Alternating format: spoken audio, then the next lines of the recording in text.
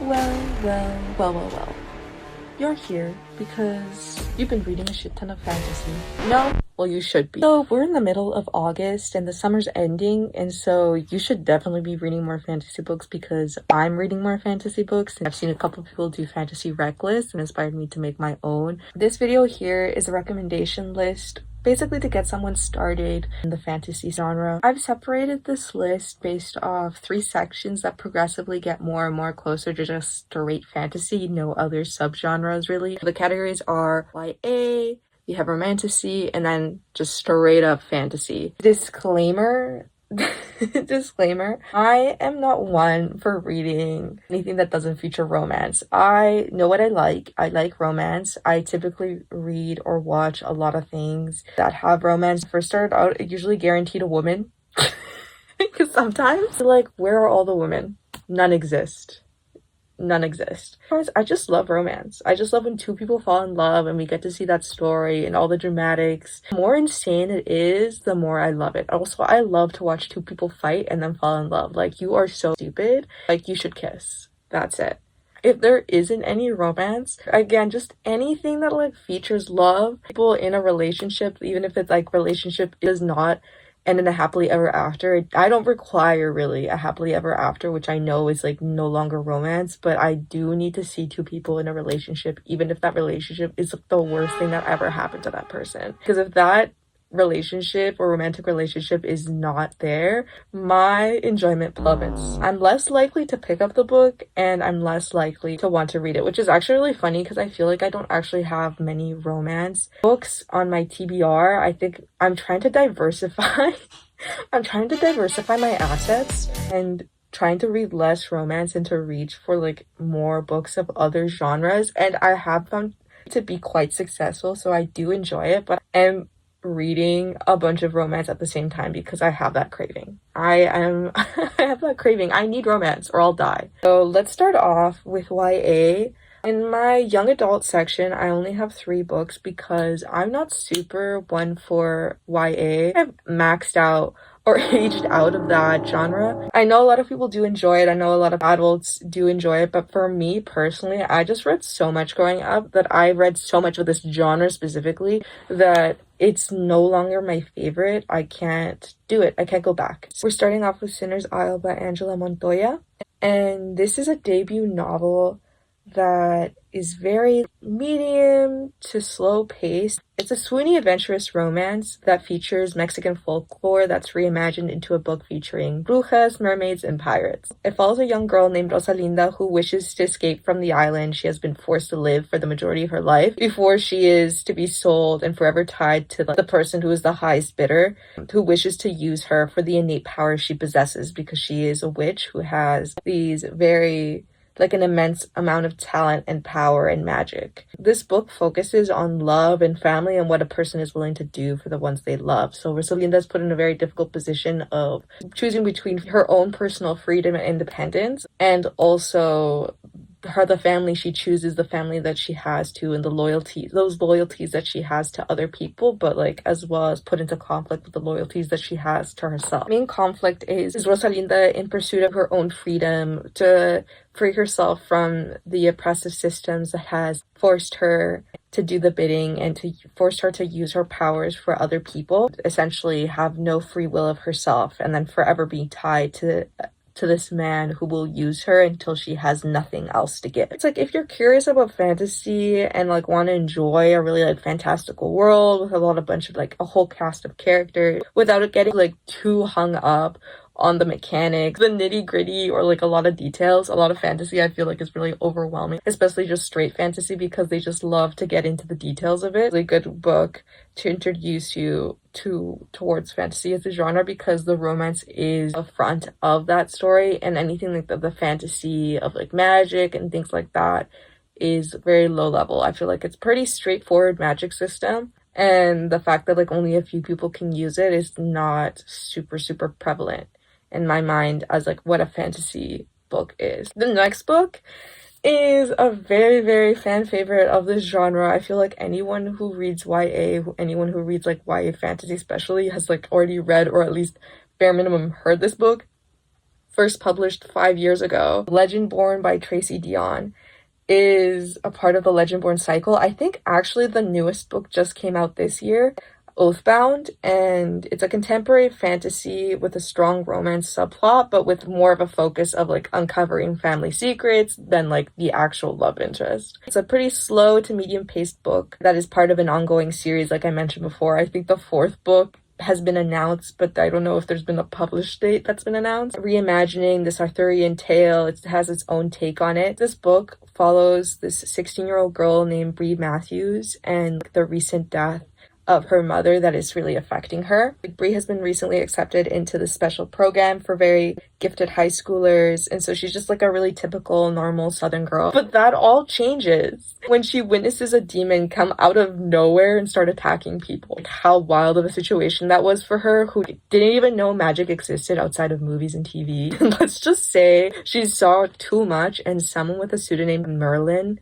flops at erasing her memory, and so she ends up still remembering the whole incident, even though she was supposed to be like Men in Black, memory erased in that moment. Because she remembers, she becomes really entangled in the secret society happening within the school that are filled like knights who fight the monsters who lurk in the dark. Confessional moment, I didn't like this book. I was too old to enjoy it. This kind of goes back to what I was saying originally about this genre is, damn, I'm too old. I aged out. If I had read it when it originally came out, I might have enjoyed it, but it was like been 5 years or been like 4 years since the publication date, and I was like, I am too old for it. I've been oversaturated by that genre, and I was like, damn, like you're doing everything so correctly. Like you're hitting all the beats, all the story beats, the imagination of the story, all the compelling characters. This was really giving me the same feelings that I had for Percy Jackson, but I'm like, I'm not rereading Percy Jackson either. I love that series growing up, and it was my favorite. Like that was what turned me into a Greek mythology kid. So I know if I were like 10 years old reading this, I would have been so fucking obsessed. And so like Greek mythology being the thing that I threw myself into, it would have been like Merlin and Arthur and Camelot and everything. I know this is a me problem. This is literally a me problem. I know I am the problem because I don't like this book. This book does everything correctly. It just didn't hit with me. I think I will continue on with the sequel because I listened to the book, and so maybe that like was an issue of, well, I personally didn't want it to be narrated to me. I have a hardcover book of the sequel because I found it in one of those library sales for $1, so that was also what was part of the decision making on that front. And so now I feel obligated to read it, and so maybe my opinion will change a bit and I actually will enjoy it. This is like me trying to convince myself that I will like this book because everyone likes it and I understand why, but I just didn't. I fucking hated that book.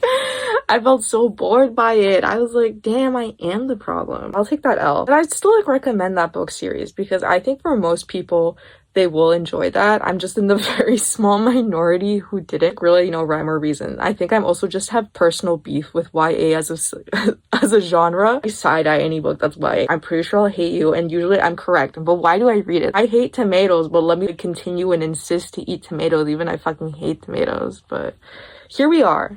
Read this one and hopefully you'll like it. Now, the third and final book for this section of YA is this book called Fireborn by Saria Munda. One, not an ongoing series, so thank God. All the books are out. It's a trilogy. This is probably the most fantasy book. I think Legendborn was kind of a close second. This is the debut novel for the author that features betrayal, historical fiction, and dragon. Really heavy on the dragons because they are a main feature of this story. There are two characters who love each other, but who struggle because they love each other. It's ruining their lives, the fact that they love each other in any capacity. Forget about being in love with each other. Just the fact that they love each other and care about each other is literally putting them through the meat grinder. They would have been saved a lot of emotional baggage, a lot of sadness, a lot of emotional turmoil if they didn't love each other. Here we are. We followed these two characters, Annie and Lee, who are polar opposites. Annie is a lowborn orphan whose whole family was murdered by the nobles of the old regime. And Lee, on the other hand, is a noble orphan whose family was killed during the revolution. And so they grow up together in the same orphanage and are recruited into the new Dragonfleet training program that is training these young dragon riders to be the newest generation of their military fleet, and to serve this growing and very new republic that they're building. But the old regime is like not so dead and gone, and Annie and Lee are pitted against each other by conflicting loyalties. They are put in a position where they have to make very difficult decisions. I was so stressed. All throughout the whole book, I was so stressed. I was getting gray hair. Romance and fantasy, historical fiction, and action. Again, the dragons are such a big part of this book series. Fourth Wing literally thinks it's this book. This book did it better. So if you hated Fourth Wing, you're probably gonna love this one. And if you loved Fourth Wing, like, what are we doing here? My personal beef with Fourth Wing, I'll never forgive you, and I'm never reading the second book. Their military had dwindling numbers and they still killed their recruits. I was stupid. You need these fighting people and you're killing them left and right. No wonder you're losing the war. Speaking of Fourth Wing, we've now entered our Romantasy section. The first one is like a very, very cozy read. It's one of those sleepy books that you read on a rainy day or you take to the beach. Low stakes, very comfy. So set in a modern Britain, Mika Moon, our main character, is a witchy influencer who posts videos of her pretending to do magic. But the gag is she actually is a witch and she's not allowed to talk or do magic in front of the normal people. You can see how there's a bit of a conflict with the fact that she is out there on TikTok doing witchy videos of like, ooh, I'm doing magic, but she really can do magic. Mika is a very quiet, rule-following member of her witchy society. She thinks she can fly under the radar. Who will actually believe she was wrong and she messed up. She messed up because then she gets DM'd by this person begging her to come to the remote location and to tutor 3 young girls who are witches and teach them how to do magic, which I think is really funny. So she takes this chance and she just go out there to meet these 3 young girls who have been orphaned. And there she meets, of course, a very prickly but handsome man who she spends time with, who she starts to get to know. Very cute, fluffy read for like someone who just like wants a taste of fantasy. Now the second one, the second book is a series and it is by far my favorite, the best romantic fantasy I've ever read in my life, and that's The Meads and Mishaps by Kimberly Lemming. The series is honestly a perfect book. Each book that she writes is better than the last one. When I read that first book, That Time I Got Drunk and I Saved the Demon, nothing will top that. Then I read the sequel and then I read the third book. Damn, it was good. Go out there and read it right now. It is so flirty, it is so funny, the pacing is perfect, it's fast, it's short, it's sweet, there's a bit of a tragedy sprinkled in. The third book is my favorite. Again, each book gets better from like the next to next. The last book, I loved her. That main character was incredible. The fact that she was like, yeah, I deserve diamonds, I deserve rubies. It wasn't like all that humble bullshit where she's just like, oh, I couldn't possibly ever accept this diamond ring. No, she did. She did. And she's like, actually, give me your crown as well, bro. I want it. I want it, so I got it. Third book is called A Taste of Gold and Iron by Alexander Rowland. This book is part of the Alphabet Mafia. It's a slow-paced book that follows Prince Kadu, who's probably going to be the most anxious character you're ever going to meet, but it's like very cute palace intrigue. There's a mystery, there's fantasy, and there's romance. And then the last book of this section is The Winter King by C.L. Wilson. Now, I felt like this book, even though the romance is like super front and center, it had a lot more world building and the fantastical element that comes with the territory of fantasy. So we have our magic systems, we have like our lore, our history, a lot more of a dense read. And I would say it's a slower read. I think I've kind of like mixed feelings about this book. I say if you like really, really love romantasy, that this is probably a must read. But personally, I felt like not a lot was explained. I did a buddy read of this and I realized that it is unfortunately that serious for me. It's like the curtains are blue for a reason, and unless you give me a fucking explanation, What do you mean? Listen, if you introduce something, I'm going to remember. And you can't just be changing up your mind and be like, it's not that important. You mentioned it, bro. I wouldn't have thought to think about it. I wouldn't have thought about it or even like registered it if you didn't mention it. But because you mentioned it, well, now I'm thinking about it. If you introduce a magic system or a specific piece of history or something, well, like, I'm gonna register it because it's like, that's one of the rules you've created. It doesn't really matter. Well, why did you mention it? Because now you have me thinking about it. It is unfortunately that fucking serious all the time for me when I read these books. There's no turning off this brain when I read. Like, I'm remembering. I'm gonna be thinking about it, dude. Like, that's why I'm reading. I'm literally imagining this world. It's like my brain is the most on it's ever gonna be while I'm reading those books. So if you mention something to me, especially in a fantasy or sci-fi book, I'm gonna fucking remember. And if you are like, nah, it doesn't really matter, well, I hate you. This sucks. And I don't hate the author, I just hate the characters, which will make me go like, damn, maybe you shouldn't have been the hero of this story. Not to say that this book, this is a book reckless and like me slightly roasting this book. I just have personal gripes with it. Apparently there's a sequel. Maybe I'll read that one. Okay, moving it forward, we're now in our final section of my rec list. We are in the straight up fantasy. Anything else is a major subplot in the genre department. The first one I would say is probably in that in-between space of being a romantasy and straight up fantasy, because there is romance, but again, it's like I felt like it was very much in the background and it doesn't qualify as much as a romance. The Gods of Jade and Shadow by Celia Moreno Garcia. This is a historical fiction fantasy. It's very medium paced. It's a standalone. It features 1920s Mexico, where we follow Cassiopeia Tun, who is relegated to cleaning the floors of her wealthy grandfather's home in este pueblo that is in southern Mexico. She wants more for her life than like this very quiet country life where she is just a servant to her wealthier family members. One moment to the next, she really does get her wish, because after opening essentially Pandora's box, her life literally explodes and she frees a Mayan god, a death god, who recruits her into helping him reclaim his stolen throne. My friends in reading, no, I'm so romance filled because before it was confirmed, I was like literally getting a vibe between her and that death god, and I was correct.